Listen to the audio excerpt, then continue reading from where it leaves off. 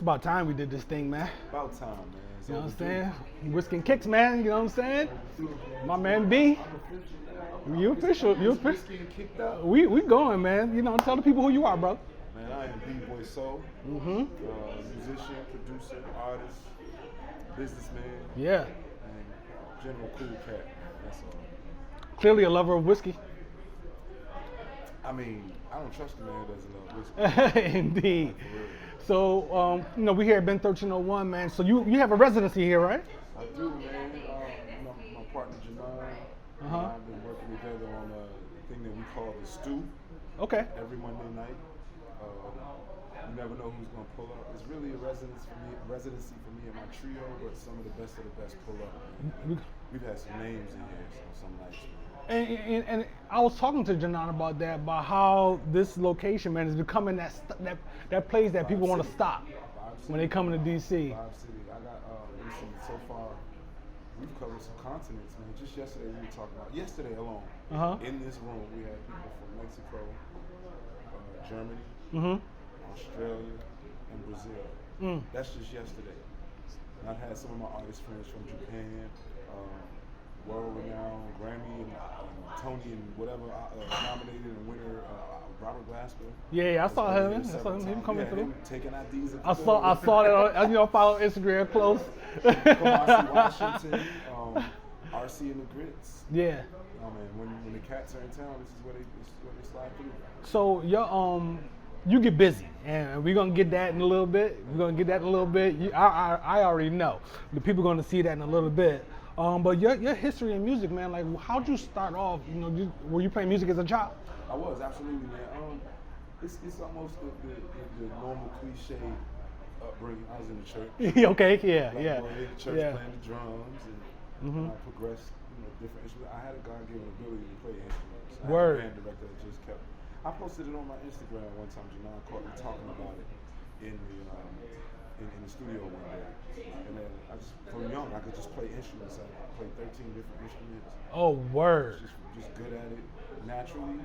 Then I put a little schooling into it, a little effort into it, and it's kind of what you hear now. That was kind of, and that was one of my questions. Did you have formal teaching, or you know, one of those naturally inclined people that I despise, but I rock with you though. Well, you despise me, because the truth is, I started, like, I had teachers, my mom would get me teachers early on, and I would always quit because they weren't teaching me specifically what I wanted to learn. They were teaching me the techniques that I later found out I needed. But at the time, I want to know how to get down. Yeah, so, no doubt. You know, I quit a couple times, and then eventually, I'm gonna tell you what made me get back into the technique and learning about music. I started losing money because I couldn't read. Oh, you couldn't read the notes and all that. So it was gigs Word. I could not do. I wasn't suitable for it because it required reading. Oh, so when you say you were losing money, you have money that you could be getting, but you wasn't getting it because money. No doubt, I get it. That's my money I can't get because I can't read. Yeah. So I taught myself to read. I was in college at the time, faking it through on some drum lines. Yeah, no doubt. And then, yeah, man, I got serious later on in life than most serious musicians do. So when did you start recording? Recording 8th grade. Oh, word. Okay. 8th grade, actually 7th grade. Shout out to two people as a teacher I had in the Gifted and Talented program, Paul Fleischer. And I shout out him because he showed me that you could record and sequence music on a computer. Before then, you know, I was old school. You do it on a keyboard. Yeah. But he showed me that there were computer programs. And shout out another cat, JAMMED is one of my partners.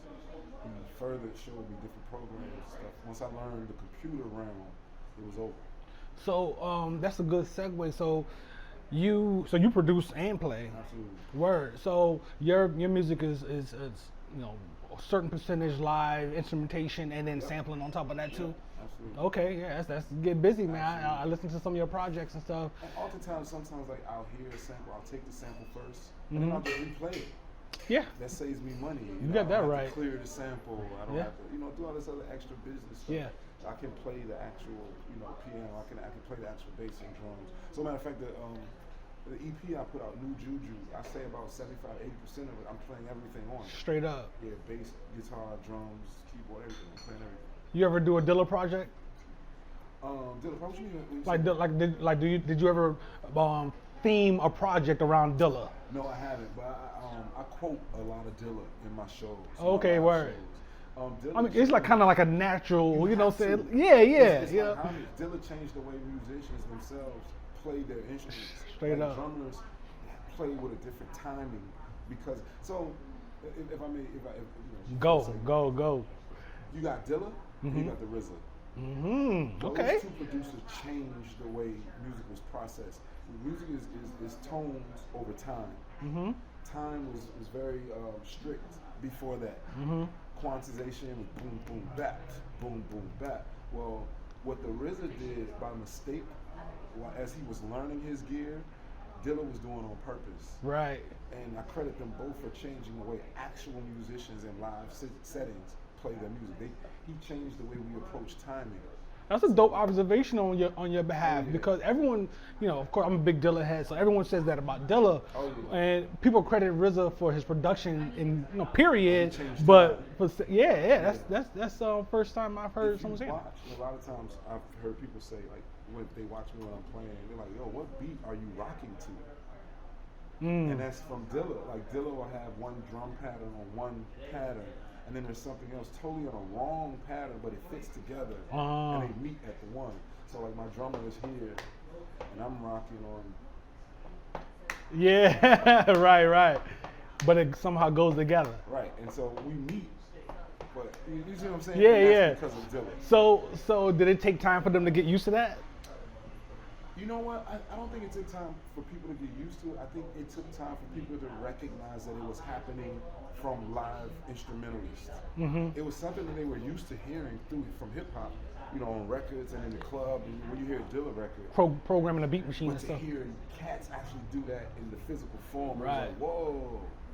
And I think for other musicians, it took musicians time to really figure out how to do that. Right.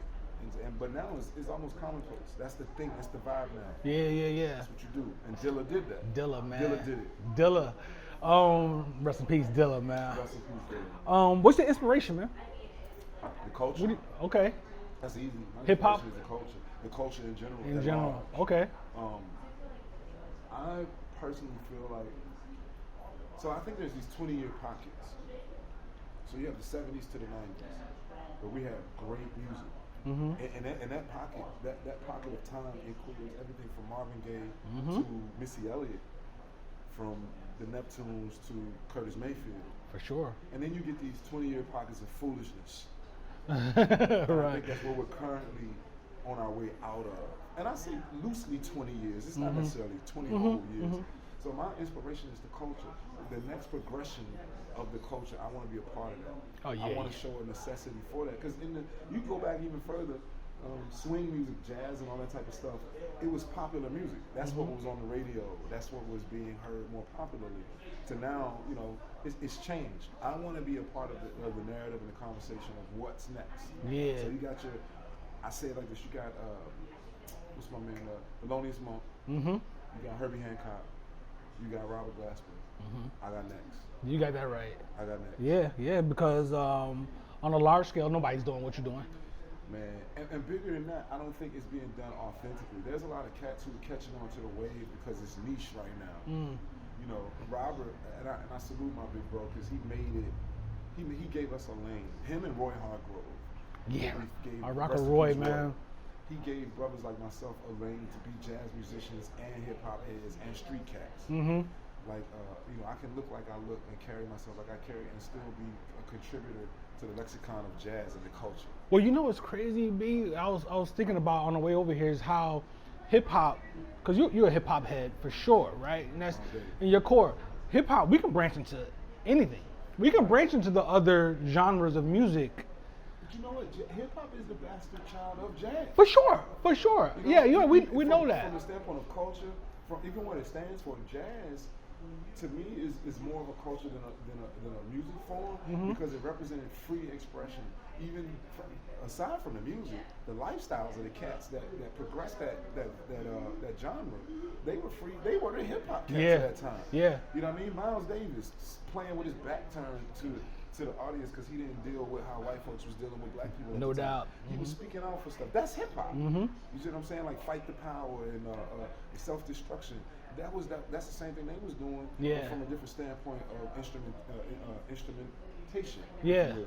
So, and then if you go back to early hip hop, what were we sampling? It was all jazz, for sure. Tribe, all that. You know what I mean?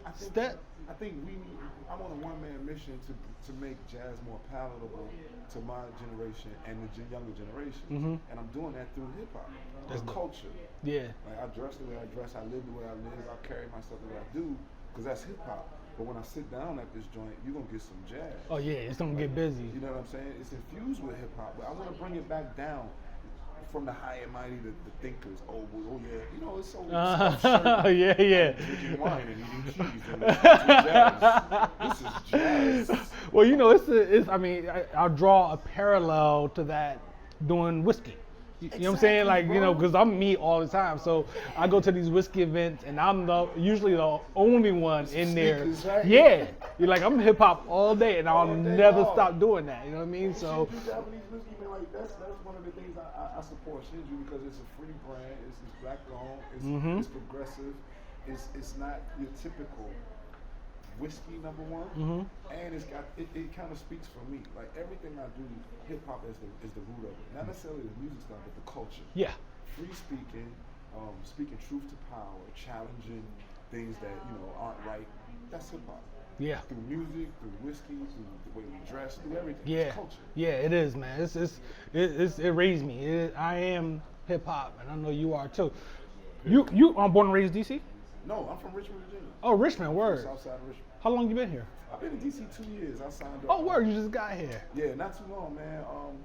Shout out to Raheem Devine. Yeah. Artist on his label. Yeah. I saw that. Congrats on that too. I was asking you about how long you were born and raised here because those days I got here in the 90s. You know what I mean? And Tower Records. There used to be a Tower Records up on GW campus, man. And the jazz section was crazy. Like.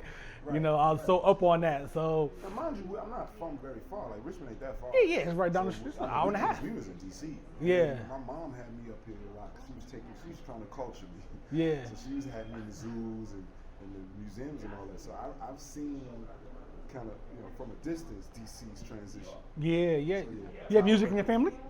Oh yeah, man. a lot of music in my family. My uncle, my mother, my great grandmother, grandmother, my father even. My uncle actually sang background with Patti LaBelle. Okay, word.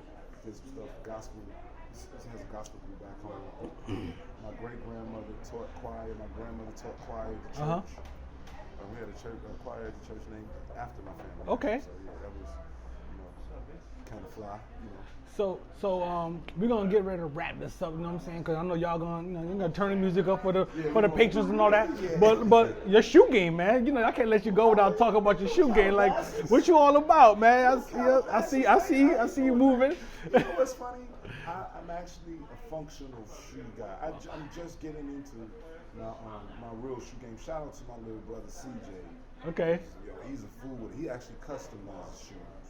But me, I to holler at him. I'll put you in contact. CJ, I'm plugging you. Word. I actually like to see shoes on other people, but when I'm on the road or something, I'll see something real fly that's, a bargain and functional. I'm on my feet a lot. And these Adidas, these Calabasas, man, they comfortable. They're comfortable, son. Man, look, man, and they durable. I don't walk all And those are leather. It's not no fake synthetic nonsense. Yep. You see them wrinkles right here? All these kids who don't want to wrinkle their shoes, man. Whatever. You see them wrinkles? Right there. And those gum soles too? Come on, oh, those heavy. Stop playing with me. Yeah. Calabasas, I mean, something slight. Dope. I don't own any J's. I don't do too much for them, but just a little bit. I love Adidas.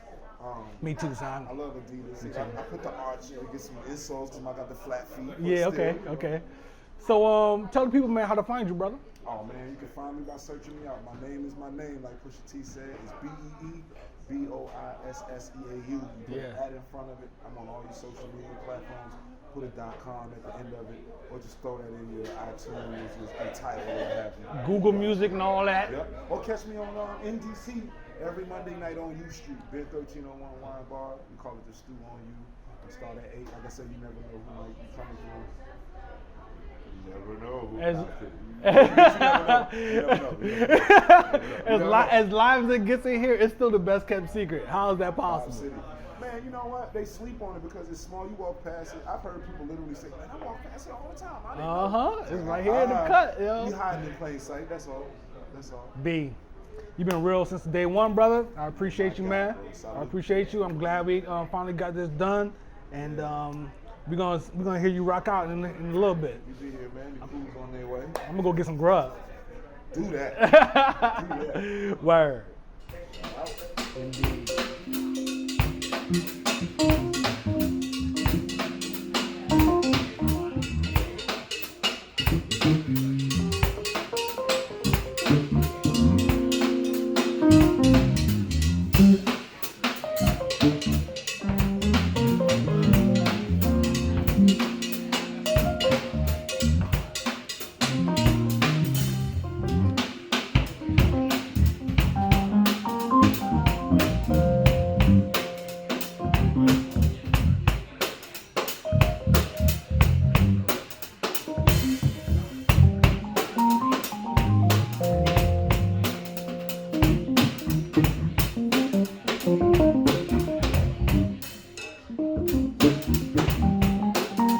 you.